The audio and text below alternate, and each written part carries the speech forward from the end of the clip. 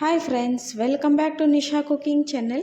ಇವತ್ತು ನೋಡ್ರಿ ಕ್ರಿಸ್ಪಿಯಾಗಿ ಟೇಸ್ಟಿಯಾಗಿರುವಂತಹ ಸ್ನ್ಯಾಕ್ಸ್ ರೆಸಿಪಿನ ಮಾಡಿ ತೋರಿಸ್ತಾ ಇದ್ದೀನಿ. ಯಾವ ಬೇಕ್ರಿಗಳಲ್ಲೂ ಸಿಗದೇ ಇರುವಂಥ ಈ ಸ್ನ್ಯಾಕ್ಸನ್ನು ಯಾವ ರೀತಿ ಮಾಡೋದು ಅಂತ ನೋಡ್ಕೊಳ್ರಿ. ಮನೆಯಲ್ಲೇ ಈಸಿಯಾಗಿ ಮಾಡ್ಕೊಂಡು ತಿಂದು ನೋಡ್ರಿ. ಇದನ್ನು ನೀವು ತಿಂಗಳುಗಟ್ಟಲೆ ಸ್ಟೋರ್ ಮಾಡಿದರೂ ಕೂಡ ಏನೂ ಕೆಡೋದಿಲ್ಲ. ಇದೇ ರೀತಿ ಕ್ರಿಸ್ಪಿಯಾಗಿರುತ್ತೆ. ಹೊರಗಡೆ ಟ್ರಿಪ್ಪಿಗೆ ಹೋಗಬೇಕು, ಏನಾದರೂ ಟೇಸ್ಟಿಯಾಗಿ ತಿನ್ನಬೇಕು ಚಟ್ಪಟವಾಗಿ ಅಂದಾಗ ಇದನ್ನು ಟ್ರೈ ಮಾಡಿ ನೋಡಿರಿ. ಖಂಡಿತ ಎಲ್ಲರೂ ಇಷ್ಟಪಡ್ತಾರೆ. ಹಾಗಾದರೆ ನೋಡಿರಿ, ವಿಡಿಯೋ ಏನಾದರೂ ಇಷ್ಟ ಆಗ್ತಾ ಇದೆ ಅಂದ್ಕೊಂಡ್ರೆ ನಮ್ಮ ಚಾನಲ್ಗೆ ಸಬ್ಸ್ಕ್ರೈಬ್ ಮಾಡ್ಕೊಳ್ರಿ, ಬೆಲ್ ಐಕನ್ ಪ್ರೆಸ್ ಮಾಡಿರಿ. ಆವಾಗ ನಾನು ಹಾಕೋ ಡೈಲಿ ವಿಡಿಯೋ ನೋಟಿಫಿಕೇಷನ್ ನಿಮಗೆ ಬರುತ್ತೆ. ಬನ್ನಿ ಹಾಗಾದರೆ ವಿಡಿಯೋ ನೋಡೋಣ ಹೇಗೆ ಮಾಡೋದು ಅಂತ ನೋಡ್ಕೊಳ್ರಿ. ಇಲ್ಲಿ ನಾನು ಒಂದು ದೊಡ್ಡ ಗಾತ್ರದ ಆಲೂಗಡ್ಡೆನ ತೊಗೊಂಡಿದ್ದೀನಿ. ಅಂದರೆ ಇದು ಹಸಿ ಆಲೂಗಡ್ಡೆ ಅಲ್ಲ, ಇದು ಕುದಿಸಿದಂಥ ಆಲೂಗಡ್ಡೆ, ಬಾಯ್ಲ್ ಮಾಡಿ ತೊಗೊಂಬಂದಂಥ ಆಲೂಗಡ್ಡೆನ ಬಳಸಿ ಇವತ್ತು ಈ ಸ್ನ್ಯಾಕ್ಸನ್ನು ಮಾಡಿ ತೋರಿಸ್ತಾ ಇದ್ದೀನಿ ನೋಡಿರಿ. ತುಂಬ ರುಚಿಕಟ್ಟಾಗಿರುತ್ತೆ. ಖಂಡಿತ ಒಂದು ಸರಿ ನೀವು ಇದನ್ನು ಟ್ರೈ ಮಾಡಲೇಬೇಕು ನೋಡಿ. ಈಗ ಇದನ್ನು ಮೇಲಿನ ಸಿಪ್ಪೆನ ಈ ಥರ ಪೀಲ್ ಮಾಡಿ ತೊಗೊಂಡ್ಬಿಡ್ರಿ ಚೆನ್ನಾಗಿ. ಈಗ ಇದು ನೋಡಿರಿ, ಯಾವುದೇ ಗಂಟುಗಳು ಇರಬಾರ್ದು ಈ ಸ್ನ್ಯಾಕ್ಸ್ ಮಾಡಬೇಕಾದ್ರೆ. ಅದಕ್ಕೋಸ್ಕರ ನಾನಿಲ್ಲಿ ಗ್ರೇಟ್ ಮಾಡಿ ತೊಗೋತಾ ಇದ್ದೀನಿ. ಇದನ್ನು ಬಾಯ್ಲ್ ಮಾಡಿದಂಥ ಆಲೂಗಡ್ಡೆನ ಈ ರೀತಿ ಗ್ರೇಟ್ ಮಾಡಿ ತಗೊಳ್ಳೋದ್ರಿಂದ ಈಸಿಯಾಗಿ ಗಂಟುಗಳು ರಿಮೂವ್ ಆಗುತ್ತೆ. ಆಮೇಲೆ ಆಲೂಗಡ್ಡೆ ಪೇಸ್ಟ್ ಅನ್ನೋದು ಏನಂದರೆ ಸಾಫ್ಟಾಗಿ ಬರುತ್ತೆ, ನಿಮಗೆ ಮೃದುವಾಗಿ ಬೆಣ್ಣೆ ಥರ ಬರುತ್ತೆ. ಈ ರೀತಿ ಗ್ರೇಟ್ ಮಾಡ್ಕೊಳ್ರಿ. ಇಲ್ಲಾಂದರೆ ನೀವು ಕೈಯಿಂದನೇ ಸ್ಮ್ಯಾಶ್ ಮಾಡ್ತೀರಿಂದ ಕೈಯಿಂದ ಮಾಡ್ಬೋದು, ಅಥವಾ ಸ್ಮ್ಯಾಶರ್ ಇದ್ದರೆ ಅದರಿಂದನೂ ನೀವು ಮಾಡ್ಕೋಬೋದು. ಬಟ್ ಈ ಥರ ಗ್ರೇಟ್ ಮಾಡೋದ್ರಿಂದ ನೋಡಿರಿ ತುಂಬ ಈಸಿ ಕೂಡ ಆಗುತ್ತೆ, ಬೇಗ ಬೇಗ ಕೆಲಸ ಆಗುತ್ತೆ. ಇದೇ ರೀತಿ ಎಲ್ಲ ಆಲೂಗಡ್ಡೆನೂ ನಾನಿಲ್ಲಿ ಗ್ರೇಟ್ ಮಾಡಿ ತಗೋತೀನಿ. ನಿಮಗೇನಾದರೂ ಅಕಸ್ಮಾತಾಗಿ ಜಾಸ್ತಿ ಕ್ವಾಂಟಿಟಿಲಿ ಸ್ನ್ಯಾಕ್ಸ್ ಬೇಕು ಅಂದವರು ನೀವು ಇದನ್ನು ಡಬಲ್ ಆಗಿ ಅಂದರೆ ಜಾಸ್ತಿ ಕೂಡ ಬಳಸ್ಬೋದು. ನೋಡಿರಿ, ಇಲ್ಲೆಲ್ಲ ಆಲೂಗಡ್ಡೆನೂ ನಾನು ಗ್ರೇಟ್ ಮಾಡಿ ತೊಗೊಂಡಿದ್ದೀನಿ. ಇಷ್ಟು ಆಲೂಗಡ್ಡೆ ಪೇಸ್ಟ್ ನನಗೆ ಸಿಕ್ಕಿದೆ ನೋಡಿರಿ. ಎಷ್ಟು ಸಾಫ್ಟಾಗಿ ಬಂದಿದ್ರೆ ಬೆಣ್ಣೆ ರೀತಿ ಬಂದಿದೆ. ಈಗ ಇದನ್ನು ಸೈಡಿಗೆ ಎತ್ತಿಡೋಣ. ಇಲ್ಲಿ ನಾನು ಸ್ಪೈಸಿಗೋಸ್ಕರ ಮಸಾಲೆನ ನಾನು ಸ್ವಲ್ಪ ಹಾಕ್ತಾಯಿದ್ದೀನಿ ನೋಡಿರಿ. ನಾನಿಲ್ಲಿ ಒಂದು 5ರಿಂದ 6 ಹಸಿಮೆಣ್ಸಿನ್ಕಾಯಿನ ಹಾಕ್ತಾಯಿದ್ದೀನಿ. ಸ್ಪೈಸಿ ಜಾಸ್ತಿ ಬೇಕು ಅಂದವರು ನೀವು ಜಾಸ್ತಿ ಮೆಣಸಿನ್ಕಾಯಿನ ಬಳಸ್ಬೋದು. ಒಂದು ಅರ್ಧ ಇಂಚಷ್ಟು ಶುಂಠಿ ಹಾಕ್ತಾಯಿದ್ದೀನಿ ನೋಡಿರಿ. ಇದನ್ನು ಸಹಿತ ಚೆನ್ನಾಗಿ ವಾಶ್ ಮಾಡಿ ಹಾಕಿರಿ. ಮತ್ತು ಸ್ವಲ್ಪ ಉಪ್ಪು ಹಾಕ್ತಾಯಿದ್ದೀನಿ ನೋಡಿರಿ. ಉಪ್ಪು ಹಾಕಿ ಗ್ರೈಂಡ್ ಮಾಡಿದ್ರೆ ಚೆನ್ನಾಗಿ ಟೇಸ್ಟಿಯಾಗಿ ಬರುತ್ತೆ. ಈಗ ನೋಡಿರಿ, ಸ್ವಲ್ಪ ಇದಕ್ಕೆ ಕೊತ್ತಂಬರಿ ಸೊಪ್ಪನ್ನು ಹಾಕ್ತಾಯಿದ್ದೀನಿ. ಸ್ವಲ್ಪ ಫ್ರೆಶ್ ಆಗಿರೋಂಥ ಕೊತ್ತಂಬರಿ ಸೊಪ್ಪನ್ನು ಬಳಸಿ ಇದನ್ನು ಈಗ ನೋಡಿರಿ, ನೀರು ಹಾಕಬಾರ್ದು, ಹಾಗೇ ಗ್ರೈಂಡ್ ಮಾಡಿ ತೊಗೊಳ್ರಿ. ಫೈನ್ ಪೇಸ್ಟನ್ನು ನಾನಿಲ್ಲಿ ಮಾಡಿ ತೊಗೊಂಡು ಬರ್ತೀನಿ ನೋಡಿರಿ. ಈ ರೀತಿ ಗ್ರೈಂಡ್ ಆದರೆ ಸಾಕು, ತುಂಬ ಚೆನ್ನಾಗಿ ಬರುತ್ತೆ. ಇದು ಮಧ್ಯೆ ಮಧ್ಯೆ ನಾವು ತಿರುಗಿಸ್ಬೇಕಾದ್ರೆ ಇದ್ರದ್ದೇನೋ ಮೆಣಸಿನ್ಕಾಯಿ ಬೀಜ ಆಗಲೇ ಇದಿರಬಾರ್ದು. ಆ ರೀತಿ ಫೈನಾಗಿ ಗ್ರೈಂಡ್ ಮಾಡ್ಕೊಳ್ರಿ. ಇಲ್ಲಿ ನೋಡಿ, ಒಂದು ಪಾತ್ರೆನ ನಾನಿಲ್ಲಿ ಬಿಸಿ ಮಾಡೋಕ್ಕಿಟ್ಟಿದ್ದೆ, ಒಂದು ತವಾನ ಬಿಸಿ ಮಾಡೋಕ್ಕಿಟ್ಟಿದ್ದೀನಿ. ಇದಕ್ಕೆ 1 ಟೇಬಲ್ ಸ್ಪೂನಷ್ಟು ಎಣ್ಣೆ ಹಾಕ್ತಾಯಿದ್ದೀನಿ. ಜಸ್ಟ್ ಇದು ಒಗ್ಗರಣೆಗಷ್ಟೇ, ಎಣ್ಣೆ ಜಾಸ್ತಿ ಏನು ಬೇಡ. ಸ್ವಲ್ಪ ನೋಡಿರಿ, ಒಂದು ಅರ್ಧ ಸ್ಪೂನಷ್ಟು ಜೀರಿಗೆ ಹಾಕ್ತಾಯಿದ್ದೀನಿ. ಜೀರಿಗೆ ಒಳ್ಳೆ ಘಮ ಕೊಡುತ್ತೆ. ಸ್ವಲ್ಪ ಜೀರಿಗೆ ಚಟ್ಪಟ ಅಂತೇಳಿ ಸಿಡೀಲಿ. ಇದೆಲ್ಲ ಚೆನ್ನಾಗಿ ಸಿಡಿದ ಮೇಲೆ ನೋಡಿರಿ, ಸ್ವಲ್ಪ ಲೋ ಫ್ಲೇಮ್ ಇಟ್ಕೊಂಡು ಮಾಡಿರಿ, ಯಾಕೆಂದರೆ ಹೈ ಫ್ಲೇಮ್ ಇಟ್ಟರೆ ಜಾಸ್ತಿ ಹೊತ್ತೋಗ್ಬಿಡುತ್ತೆ ಜೀರಿಗೆ. ಇದಕ್ಕೆ ನೋಡಿರಿ, 1 ಸ್ಪೂನಷ್ಟು ಬಿಳಿ ಎಳ್ಳನ್ನು ಹಾಕ್ತಾಯಿದ್ದೀನಿ. ಬಿಳಿ ಎಳ್ಳು ಎಲ್ಲದನ್ನು ಇದನ್ನು ಲೋ ಫ್ಲೇಮ್ ಇಟ್ಕೊಂಡೆ ನೀವು ಫ್ರೈ ಮಾಡ್ಕೊಳ್ರಿ. ಜಾಸ್ತಿ ಹೊತ್ಸೋಕ್ಕೆ ಹೋಗಬಾರ್ದು, ಹೊತ್ತಿಸಿದ್ರೆ ಅದು ಕಹಿ ಅಂಶ ಬಿಟ್ಕೊಳ್ಳುತ್ತೆ. ಆಮೇಲೆ ನೋಡಿರಿ, ಈಗ ನಾನು ಗ್ರೈಂಡ್ ಮಾಡಿ ತೊಗೊಂಬಂದಂಥ ಮಸಾಲ ಅಂದರೆ ಖಾರ ಮಸಾಲೆನ ಹಾಕ್ತಾಯಿದ್ದೀನಿ. 1-2 ಸ್ಪೂನಷ್ಟು ಹಾಕ್ತಾಯಿದ್ದೀನಿ. ನೀವು ಜಾಸ್ತಿ ಖಾರ ತಿನ್ನೋರಿದ್ದರೆ ಹಾಕಿರಿ, 1-2 ಸ್ಪೂನ್ ಸಾಕು. ನಾನು ಜಾಸ್ತಿ ಖಾರ ಇರುವಂಥ ಮೆಣಸಿನ್ಕಾಯಿ ಬಳಸಿರೋದ್ರಿಂದ 1-2 ಸ್ಪೂನಷ್ಟು ಹಾಕಿ ಇದ್ರ ಹಸಿ ವಾಸನೆ ಎಲ್ಲ ಹೋಗೋವರೆಗೂ ಚೆನ್ನಾಗಿ ಇದನ್ನು ಫ್ರೈ ಮಾಡ್ಕೊಳ್ರಿ. ಆಮೇಲೆ 1 ಸ್ಪೂನಷ್ಟು ಕಸ್ತೂರಿ ಮೇಥಿ ಹಾಕ್ತಾಯಿದ್ದೀನಿ. ಇದು ಕೂಡ ಒಳ್ಳೆ ಆರಾಮ ಕೊಡುತ್ತೆ, ಟೇಸ್ಟ್ ಅಂತೂ ಸೂಪರಾಗಿರುತ್ತೆ. ಮತ್ತು ಕೊತ್ತಂಬರಿ ಸೊಪ್ಪನ್ನು ಕಟ್ ಮಾಡಿ ಹಾಕ್ತಾಯಿದ್ದೀನಿ. ಇದನ್ನು ಬೇಕಂದರೆ ಹಾಕಿ, ಇಲ್ಲಾಂದರೆ ಸ್ಕಿಪ್ ಮಾಡಿ. ಗ್ರೈಂಡ್ ಮಾಡಬೇಕಾದ್ರೆ ನಾವು ಮಸಾಲೆಗೆ ಹಾಕಿರ್ತೀವಿ ಆಲ್ರೆಡಿ. ಸ್ವಲ್ಪ ಮೇಲಿಂದ ಹಾಕಿದರೆ ತುಂಬ ಚೆನ್ನಾಗಿ ಕಲರ್ ಬರುತ್ತೆ, ನೋಡೋದಕ್ಕೂ ಒಳ್ಳೆ ಲುಕ್ ಇರುತ್ತೆ, ತಿನ್ನೋದಕ್ಕೂ ಒಳ್ಳೆ ಟೇಸ್ಟ್ ಇರುತ್ತೆ. ಈಗ ಎಲ್ಲದನ್ನು ಇದನ್ನು 1 ನಿಮಿಷ ಚೆನ್ನಾಗಿ ಫ್ರೈ ಮಾಡಿದ ಮೇಲೆ ನೋಡಿರಿ, ಈಗ ನಾನು ಇದಕ್ಕೆ 1/4 ಕಪ್ಪಷ್ಟು ನೀರನ್ನು ಹಾಕ್ತಾಯಿದ್ದೀನಿ. ಪೂರ್ತಿಯಾಗಿ 1 ಕಪ್ ಹಾಕಿಲ್ಲ, ಅರ್ಧಕ್ಕಿಂತ ಸ್ವಲ್ಪ ಜಾಸ್ತಿ ಅಷ್ಟು ನೀರನ್ನು ಹಾಕಿದ್ದೀನಿ ನೋಡಿರಿ. ಈ ನೀರು ಹಾಕಿ ಇದನ್ನು ಚೆನ್ನಾಗಿ ಮಸಾಲೆ ಇದ್ರ ಜೊತೆ ಹೊಂದ್ಕೊಳ್ಳೋ ರೀತಿ ಮಿಕ್ಸ್ ಮಾಡ್ಕೊಳ್ರಿ. ನೋಡಿ, ಈ ರೀತಿ ಮಿಕ್ಸ್ ಮಾಡಿಕೊಂಡು ಇದನ್ನು ಬಾಯ್ಲ್ ಆಗೋಕ್ಕೆ ಬಿಟ್ಬಿಡ್ರಿ. ಸ್ವಲ್ಪ ನೀರು ಕುದಿ ಬರಲಿ. ಈಗ ಇದಕ್ಕೆ ಏನು ಮಾಡೋಣ, ರುಚಿಗೆ ತಕ್ಕಷ್ಟು ಉಪ್ಪನ್ನು ಹಾಕ್ತಾಯಿದ್ದೀನಿ. ನಾನಲ್ಲಿ ಆಲೂಗಡ್ಡೆಗೆಲ್ಲ ಉಪ್ಪು ಹಾಕಿಲ್ಲ. ಇವಾಗಲೇ ಉಪ್ಪು ಎಷ್ಟು ಬೇಕೋ ಅಷ್ಟು ನಿಮ್ಮ ಟೇಸ್ಟಿಗೆ ಅನುಗುಣವಾಗಿ ಸೇರಿಸ್ಕೊಳ್ರಿ. ಈಗ ನೋಡಿರಿ, ನೀರು ಬಾಯ್ಲ್ ಆಗ್ತಾಯಿದೆ.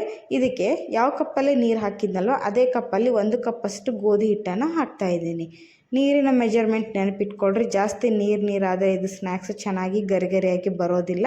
ನೀರಿನ ಅಂಶ ಕಡಿಮೆ ಇರಬೇಕು. ಅಂದರೆ 1 ಕಪ್ಪಷ್ಟು ನೀವು ಗೋಧಿ ಹಿಟ್ಟು ತೊಗೊಂಡ್ರೆ ಅದಕ್ಕಿಂತ 1/4 ಕಪ್ಪಷ್ಟು ಕಡಿಮೆ ನೀರು ನೀವು ಹಾಕಬೇಕು. ಜಾಸ್ತಿ ಆದರೆ ಇನ್ನೂ ಸ್ವಲ್ಪ ಹಿಟ್ಟನ್ನು ಸೇರಿಸ್ಕೊಳ್ರಿ. ಈಗ ಇದಕ್ಕೆ 2 ಸ್ಪೂನಷ್ಟು ನಾನಿಲ್ಲಿ ರವೆನ ಹಾಕ್ತಾಯಿದ್ದೀನಿ, ಬಾಂಬೆ ರವೆ ಹಾಕ್ತಾಯಿದ್ದೀನಿ. ಈ ರವೆನ ಬಳಸೋದ್ರಿಂದ ನೋಡಿರಿ ತುಂಬ ಕ್ರಂಚಿಯಾಗಿ ಬರುತ್ತೆ, ಆಮೇಲೆ ಕ್ರಿಸ್ಪಿಯಾಗಿರುತ್ತೆ, ತುಂಬ ಚೆನ್ನಾಗಿ ಬರುತ್ತೆ. 1-2 ಸ್ಪೂನಷ್ಟೇ ಹಾಕಿ ಇದನ್ನು ನೀಟಾಗಿ ಮಿಕ್ಸ್ ಮಾಡ್ಕೊಳ್ರಿ. ನೋಡಿರಿ, ಲೋ ಫ್ಲೇಮ್ ಇಟ್ಕೊಳ್ರಿ. ನೀರು ಕುದಿಬೇಕಾದ್ರೆ ಹೈ ಫ್ಲೇಮ್ ಇರಲಿ. ಹಿಟ್ಟು ಹಾಕಿದ ಮೇಲೆ ಲೋ ಫ್ಲೇಮ್ ಇಟ್ಕೊಂಡು ಇದನ್ನು ಚೆನ್ನಾಗಿ ಹುರಿಯಿರಿ. ಈಗ ನಾವೇನು ಒಗ್ಗರಣೆ ಹಾಕಿರ್ತೀವಲ್ವ ಅದರಲ್ಲೇ ಇದು ನೀಟಾಗಿ ಹಿಟ್ಟು ಮಿಕ್ಸ್ ಆಗಬೇಕು. ನೀವು ಹೇಗೆ ಹುರಿತಾ ಹೋಗ್ತೀರಿ, ಗೋಧಿ ಹಿಟ್ಟಿನಲ್ಲಿ ಇರುವಂತಹ ಹಸಿ ಅಂಶ ಎಲ್ಲ ಹೊರಟು ಹೋಗುತ್ತೆ. ಆವಾಗ ಒಂದು ಒಳ್ಳೆ ಅರೋಮಾ ಫ್ಲೇವರ್ ಬಿಟ್ಕೊಳ್ಳುತ್ತೆ. ಹುರಿದ ಮೇಲೆ ಮಸಾಲೆದ ಒಂದು ಘಮ ಬರುತ್ತೆ. ಅಲ್ಲಿವರೆಗೂ ಇದನ್ನು ಚೆನ್ನಾಗಿ ಈ ಥರ ಹುರ್ಕೊಳ್ರಿ. ನೋಡಿ, ಈ ಥರ ಪೂರ್ತಿ ಇದು ರವೆ ಥರ ಆಗುತ್ತೆ ಹಿಟ್ಟು. ಅಲ್ಲಿವರೆಗೂ ಹುರ್ಕೊಂಡಾಗ ಅದೆಲ್ಲ ಮಾಯ್ಶ್ಚರೈಸ್ನ ಅಬ್ಸರ್ವ್ ಮಾಡಿಕೊಂಡು ಹಿಟ್ಟು ಉದ್ರಾಗಿ ಬರುತ್ತೆ. ಈ ರೀತಿ ಬರೋವರೆಗೂ ಇದನ್ನು 1-2 ನಿಮಿಷ ಈ ಥರ ಕೈ ಬಿಡಲಾರ್ದಂಗೆ ಹುರ್ಕೋಬೇಕು. ಆವಾಗ ಪರ್ಫೆಕ್ಟ್ ಆದ ಕನ್ಸಿಸ್ಟೆನ್ಸಿಯಲ್ಲಿ ಹಿಟ್ಟು ಬರುತ್ತೆ. ನೋಡಿ, ಇದು ಚೆನ್ನಾಗಿ ಹುರಿದಿದೆ.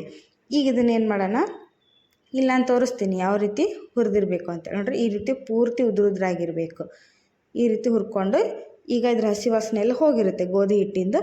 ಈಗ ಇದನ್ನು ಒಂದು ಪಾತ್ರೆಗೆ ಟ್ರಾನ್ಸ್ಫರ್ ಮಾಡೋಣ. ಯಾಕೆಂದರೆ ಇದು ತಣ್ಣಗಾಗಬೇಕು. ತಣ್ಣಗಾಗಕ್ಕೆ ಬಿಟ್ಟ ಮೇಲೆ ನಾವು ಮುಂದಿನ ಪ್ರೊಸೀಜರ್ನ ಮಾಡೋಕ್ಕೆ ಬರುತ್ತೆ. ಒಂದು 5-10 ನಿಮಿಷ ಫ್ಯಾನ್ ಗಾಳಿಗೆ ಇಟ್ಬಿಟ್ರೆ ನೋಡಿರಿ ತಣ್ಣಗಾಗುತ್ತೆ. ಎಮರ್ಜೆನ್ಸಿ ಇದ್ದರೆ ಇಡ್ರಿ, ಇಲ್ಲಾಂದರೆ ಟೈಮ್ ಇದೆ ಅಂದರೆ ಒಂದು 1/2 hour ಹಾಗೇ ನೀವು ಇದನ್ನು ಕೂಲ್ ಮಾಡ್ಬೋದು. ನೋಡಿರಿ, ಕಂಪ್ಲೀಟಾಗಿ ತಣ್ಣಗಾಗಿದೆ. ಇವಾಗ ನೋಡಿರಿ, ಕೈಯಿಂದ ಮುಟ್ಟಿ ನಾವು ಈಸಿಯಾಗಿ ಇದನ್ನು ನಾದ್ಕೋಬೋದು. ನೀವು ಫಸ್ಟ್ ಇದನ್ನು ಹಿಟ್ಟಿನ ಥರ ನಾದ್ಕೋಬೇಕು. ಇದಕ್ಕೆ ನೋಡಿರಿ, ಫಸ್ಟ್ ನಾನು ಗ್ರೇಟ್ ಮಾಡಿ ಇಟ್ಕೊಂಡಂಥ ಆಲೂಗಡ್ಡೆ ಪೇಸ್ಟನ್ನು ಹಾಕ್ತಾಯಿದ್ದೀನಿ. ಈ ಆಲೂಗಡ್ಡೆಗೆ ನಾನು ಯಾವುದೇ ಮಸಾಲೆಗಳನ್ನಾಗಲಿ ಉಪ್ಪಾಗಲಿ ಏನೂ ಬಳಸಿಲ್ಲ. ಇದರಲ್ಲಿ ಹಿಟ್ಟಿನಲ್ಲಿ ಏನು ಬಳಸಿದ್ದೀವಲ್ವ ಅದೇ ಮಸಾಲೆ, ಉಪ್ಪು ಅಷ್ಟೇ. ನೋಡಿರಿ, ಇದಕ್ಕೆ ಯಾವುದೇ ಗರಂ ಮಸಾಲ ಬೇಡ. ನಿಮಗೆ ಬೇಕು ಅಂದರೆ ನೀವು ಸ್ಪೈಸಿ ಇನ್ನೂ ಜಾಸ್ತಿ ಬೇಕು ಅಂದರೆ ಸ್ವಲ್ಪ ಪೆಪ್ಪರ್ ಪೌಡ್ರು ಬಳಸ್ಬೋದು. ಎಲ್ಲದನ್ನು ನಾನು ಸಿಂಪಲ್ಲಾಗಿ ಮಾಡಿ ತೋರಿಸ್ತಾ ಇದ್ದೀನಿ, ಯಾವುದೇ ಮಸಾಲೆಗಳು ಬಳಸಲಾರ್ದೇ ಈಸಿಯಾಗಿ ಕಡಿಮೆ ಇಂಗ್ರೀಡಿಯೆಂಟ್ಸಲ್ಲಿ ನೀವು ಇದನ್ನು ಈಸಿಯಾಗಿ ರುಚಿಯಾಗಿ ಮಾಡ್ಕೋಬೋದು. ಇದನ್ನು ಇಷ್ಟೇ ಇದರಲ್ಲಿ ಕಲಿಸ್ಕೊಡ್ರಿ. ಅಂದರೆ ನಾವೇನು ಆಲೂಗಡ್ಡೆ ಪೇಸ್ಟ್ ಹಾಕಿರ್ತೀವಲ್ವ ಅದರಲ್ಲೇ ಕಲಿಸ್ಕೊಡ್ರಿ. ಎಕ್ಸ್ಟ್ರಾ ನೀರು ಇದಕ್ಕೆ ಸೇರಿಸ್ಬಾರ್ದು. ಅದು ಹೊಂದ್ಕೊಳ್ಳುತ್ತೆ. ನೀವು ಹೇಗೆ ಹಿಟ್ಟನ್ನು ನಾದ್ತೀರಿ ನೋಡಿರಿ ಆ ರೀತಿ ಅದು ಹೊಂದ್ಕೊತಾ ಹೋಗುತ್ತೆ. ಆಲೂಗಡ್ಡೆನಲ್ಲಿ ತುಂಬ ಮಾಯ್ಶ್ಚರ್ ಇರುತ್ತೆ ಅಲ್ವ, ಅದರಲ್ಲಿ ಹಿಟ್ಟಿನಲ್ಲಿ ತುಂಬ ನೀರಿನ ಅಂಶ ಇರುತ್ತೆ. ಅದರಲ್ಲೇ ನೀವು ಗಟ್ಟಿಯಾಗಿ ನಾದ್ಕೊಂಡ್ಮೇಲೆ ಒಂದು 5 ನಿಮಿಷ ರೆಸ್ಟಿಗೆ ಇಟ್ಟು ಆಮೇಲೆ ಸ್ವಲ್ಪ ಕೈಗೆ ಎಣ್ಣೆ ಸವರ್ಕೊಂಡು ಇದನ್ನು ಒಂದು ರೋಲ್ ಥರ ಮಾಡಿಕೊಡ್ರಿ. ಇಡಿದಾದ ಒಂದು ರೋಲ್ನಲ್ಲೇ ನಾನು ಚಪಾತಿ ಮಾಡ್ತಾಯಿದ್ದೀನಿ. ನಿಮಗೆ ಲಟ್ಸೋಕೆ ಜಾಸ್ತಿ ಕಂಫರ್ಟ್ ಇಲ್ಲ ಅನ್ನೋರು 2 ಉಳ್ಳೇನಾದರೂ ಮಾಡಿಕೊಂಡು ನೀವು ಮಾಡ್ಬೋದು. ನಾನಿಲ್ಲಿ ಇಡೀದಾದ್ರೆ ಉಳ್ಳೆನ ಇದನ್ನು ಡೈರೆಕ್ಟಾಗಿ ಫ್ಲೋರ್ ಮೇಲೆ ಲಟ್ಟಿಸ್ಕೊಳ್ರಿ. ಗ್ಯಾಸ್ ಕಟ್ಟೆ ಮೇಲೆ ಈ ರೀತಿ ಸ್ವಲ್ಪ ಒಣ ಹಿಟ್ಟು ಹಾಕಿರಿ. ಒಣ ಹಿಟ್ಟು ಹಾಕೋದ್ರಿಂದ ಅಂಟೋದಿಲ್ಲ, ತುಂಬ ಚೆನ್ನಾಗಿ ಬರುತ್ತೆ. ಈಗ ಒಂದೇ ಸಾರಿ ಇದನ್ನು ಈ ಥರ ಲಟ್ಸೋದ್ರಿಂದನೂ ನೋಡಿರಿ ಬೇಗ ಆಗುತ್ತೆ, ಟೈಮ್ ಜಾಸ್ತಿ ತೊಗೊಳ್ಳೋದಿಲ್ಲ. ನೀವು ಕ್ವಿಕ್ಕಾಗಿ ಒಂದು 10-15 ನಿಮಿಷದಲ್ಲಿ ಇದನ್ನು ಪ್ರಿಪೇರ್ ಮಾಡ್ಬೋದು. ನೋಡಿರಿ, ತುಂಬ ಟೈಮ್ ಬೇಡ, ಕಡಿಮೆ ಟೈಮ್ನಲ್ಲಿ ನೀವು ಮಾಡಬೇಕು ಅಂದ್ಕೊಂಡಾಗ ಈ ರೀತಿ ಸ್ನ್ಯಾಕ್ಸನ್ನು ಮಾಡಿ ನೋಡಿರಿ, ತುಂಬ ಚೆನ್ನಾಗಿರುತ್ತೆ. ಆಮೇಲೆ ನೀವು ಮಾಮೂಲಿ ನಾವು ಬಜ್ಜಿ ಚಕ್ಲಿ ಈ ಥರ ತಿಂದು ನಿಪ್ಪಟ್ಟು ತಿಂದು ಬೇಜಾರಾಗಿದೆ ಅಂದ್ಕೊಂಡಾಗ ಡಿಫ್ರೆಂಟ್ ಆದ ಟೇಸ್ಟಲ್ಲಿ ಏನಾದರೂ ತಿನ್ನಬೇಕು ಅಂದ್ಕೊಂಡಾಗ ಇದನ್ನು ಮಾಡಿ ನೋಡಿರಿ, ಖಂಡಿತ ನಿಮಗೆ ಇಷ್ಟ ಆಗುತ್ತೆ ಅಂದ್ಕೊಂಡಿದ್ದೀನಿ. ಹಾಗೆ ನೋಡಿರಿ, ಇಲ್ಲಿ ನಾನು ಚಪಾತಿನ ಪೂರ್ತಿ ದೊಡ್ಡದಾಗಿ ಲಟ್ಟಿಸ್ಕೊಂಡು ತೊಗೊಂಡು ಬಂದಿದ್ದೀನಿ. ಇವಾಗ ನೋಡಿರಿ, ಈ ಕ್ರ್ಯಾಕ್ಸ್ ಎಲ್ಲ ಬಿಟ್ಟಿದೆ ಅಲ್ವಾ, ಈ ರೀತಿ ನಿಮಗೆ ಈ ಪಾರ್ಟ್ ಬೇಡ ಅನ್ನೋರು ತೆಗೆದುಬಿಡ್ಬೋದು. ತೆಗೆದುಬಿಟ್ಟು ಇದನ್ನು ನಾನಿಲ್ಲಿ ರಿಬ್ಬನ್ ಶೇಪ್ನಲ್ಲಿ ಕಟ್ ಮಾಡ್ತಾಯಿದ್ದೀನಿ. ನಿಮಗೆ ಬೇಕಂದರೆ ಡೈಮಂಡ್ ಶೇಪ್ನಲ್ಲಾಗಿರ್ಬೋದು ಅಥವಾ ರೌಂಡ್ ನಿಮಗೆ ಮಕ್ಕಳು ಯಾವುದೇ ರೀತಿ ಇಷ್ಟಪಡ್ತಾರೆ ನೋಡಿ ಆ ರೀತಿ ನೀವು ಶೇಪಲ್ಲಿ ನೀವು ಇದನ್ನು ಪ್ರಿಪೇರ್ ಮಾಡ್ಕೋಬೋದು.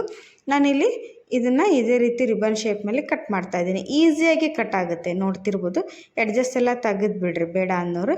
ಇಲ್ಲ ಬೇಕು ನಮಗೆ ಶೇಪೆಲ್ಲ ಏನೂ ಇದಾಗಲ್ಲ ಅನ್ನೋರು ಈ ರೀತಿ ನೀವು ಮಾಡ್ಕೋಬೋದು. ನೋಡಿರಿ, ಇಷ್ಟು ದಪ್ಪಕ್ಕಿದೆ, ತುಂಬ ದಪ್ಪಗೆ ಬೇಡ, ತುಂಬ ತೆಳುವಾಗೂ ಬೇಡ. ಈ ರೀತಿ ನೀವು ಲಟ್ಟಿಸ್ಕೊಂಡು ಕಟ್ ಮಾಡಿ ತೊಗೊಂಡ್ರೆ ಸಾಕು. ನೋಡಿರಿ, ಈಸಿಯಾಗಿ ಎಲ್ಲದು ಒಂದೇ ಸಾರಿಗೆ ನೀವು ಮಾಡ್ಕೋಬೋದು. ಇಲ್ಲಿ ನೋಡಿರಿ, ಒಂದು ತಟ್ಟೆ ತುಂಬ ನಾನಿಲ್ಲಿ ಮಾಡಿ ತೊಗೊಂಡು ಬಂದಿದ್ದೀನಿ. ಅಂದರೆ ಅಷ್ಟು ಹಿಟ್ಟಿನಲ್ಲಿ ಇಷ್ಟು ಸ್ನ್ಯಾಕ್ಸ್ ನಮಗೆ ಇವತ್ತು ಪ್ರಿಪೇರ್ ಆಗಿದೆ. ನೋಡಿರಿ, 1 ಕಪ್ ಗೋಧಿ ಹಿಟ್ಟು, 2 ಸ್ಪೂನು ರವೆನಲ್ಲಿ ಮನೆ ಮಂದಿಗೆ ಆಗುವಷ್ಟೆಲ್ಲ ಸ್ನ್ಯಾಕ್ಸನ್ನು ನೀವು ಪ್ರಿಪೇರ್ ಮಾಡ್ಬೋದು. ಮತ್ತು ಒಂದು ಕಡಾಯಿನ ನಾನಿಲ್ಲಿ ಬಿಸಿ ಮಾಡೋಕ್ಕೆ ಇಟ್ಟಿದ್ದೀನಿ. ಇದಕ್ಕೆ ಫ್ರೈ ಮಾಡೋಕ್ಕೆ ಬೇಕಾದಷ್ಟು ಎಣ್ಣೆನ ಹಾಕಿರಿ. ತುಂಬ ಎಣ್ಣೆನ ಹಾಕೋದೇನು ಬೇಡ, ನಾನಿಲ್ಲಿ ಶಾಲೋ ಫ್ರೈ ಮಾಡ್ತಾಯಿದ್ದೀನಿ. ಅದಕ್ಕೆ ಒಂದು 4 ಟೇಬಲ್ ಸ್ಪೂನಷ್ಟು ಮಾತ್ರ ಎಣ್ಣೆನ ಹಾಕ್ತಾಯಿದ್ದೀನಿ. ನೀವು ಬೇಕಾದರೆ ಡೀಪ್ ಫ್ರೈ ಕೂಡ ಮಾಡ್ಕೋಬೋದು, ಬೇಗ ಆಗುತ್ತೆ.